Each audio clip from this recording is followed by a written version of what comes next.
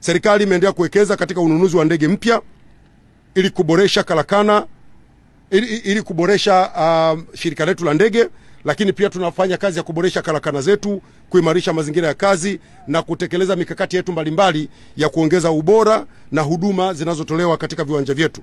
Moja ya jitihada kubwa ambazo tunazifanya, ndugu zangu waandishi wa habari, ni kununua ndege zaidi ili tuimarishe shirika letu la ndege.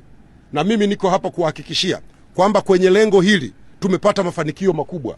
Shirika letu la ndege ATCL, hivi ninavyozungumza nanyi, limeanza kutajwa kama moja ya mashirika yenye nguvu barani Afrika kutokana na mtandao wake wa kutoa huduma. Hivi ninavyozungumza nanyi, shirika letu la ndege linatua katika jumla ya vituo 33 vya ndani ya nchi na nje ya nchi. Tuna vituo 16 ndani ya nchi, yani hapa Tanzania, na tuna vituo 17 nje ya nchi, tukitumia ndege ambazo serikali imenunua na zimekabidhiwa kwa shirika letu la ndege la ATCL. Shirika letu linafanya vizuri sana. Ninavyozungumza nanyi, tayari kupitia ATCL shirika letu hili tuna ndege 16. Na ningeomba niwakumbushe wa Tanzania, maana wakati mwingine watu wanasahau. Tunazo ndege 4 za masafa marefu ambazo zinakwenda maeneo ya mbali: Mumbai, Johannesburg, Accra, Ghana, kama mmesikia karibuni, zinakwenda huko. Tunazo ndege hizo 4 aina ya Boeing 787-8 Dreamliner 3, na tuna Boeing 767-300F1 ya mizigo, na zinafanya kazi nzuri sana.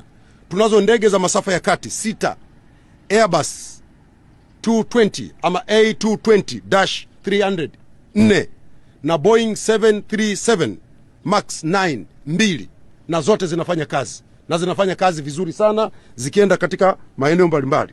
Lakini pia tunazo ndege za masafa mafupi Bombardier -8 Q400 5, na ile ya zamani ile ambayo tulikuwa nayo tangu miaka ya nyuma Q300 1. Kwa jumla ziko 16.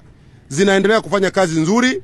Kama nilivyosema, tunatua katika vituo 33, tunatua Johannesburg, tunatua Mtwara, Iringa, lakini pia tunataka kuanzisha safari Pemba, Lagos, Kinshasa, Victoria Falls, Cape Town na Accra, Ghana.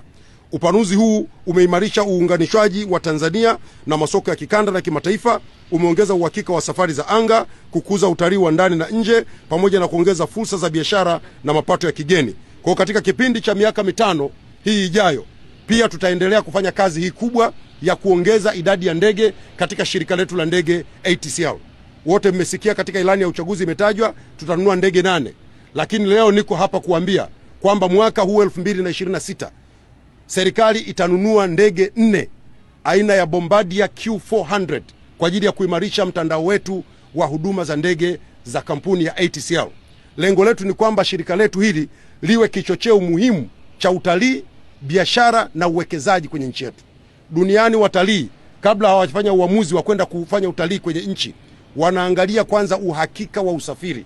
Na ndio maana serikali, Mheshimiwa Rais Dr. Samia Suluhu Hassan akaona umuhimu wa kutia nguvu zaidi.